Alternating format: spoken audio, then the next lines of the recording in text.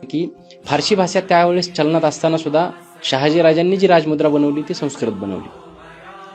राज्य व्यवहारात आणि चलनात त्यावेळेस फारसी भाषाच असताना सगळीकडे छत्रपती शिवाजी महाराजांनी मराठी राजभाषा कोश राज्य व्यवहार कोश तयार करून घेतला.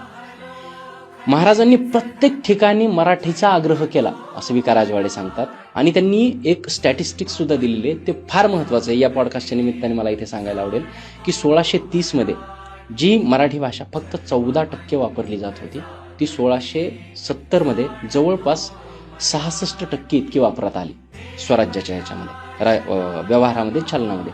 1728 मध्ये ती 94% इतकी वापरात आली होती. म्हणजे ते झालं कशामुळे? छत्रपती शिवाजी महाराजांनी प्रत्येक ठिकाणी मराठीचा आग्रह धरला. त्यामुळे प्रश्नच पुढे तर इतकी सुंदर लाईन राजवाड्यांनी लिहिलेली आहे की छत्रपती शिवाजी महाराजांना हे चांगलंच ठाऊक होतं की जेव्हा परकीय आक्रमण करतात तेव्हा ते फक्त तुमच्या भूमीवरती करत नाहीत, ते तुमच्या भाषेवरती करतात. आणि एकदा का तुमची भाषा तुमच्यापासून सुटली की तुमची संस्कृतीशी नाळ तुटते. आणि एकदा संस्कृतीशी नाळ तुटली की राष्ट्राचा ऱ्हास व्हायला वेळ लागत नाही.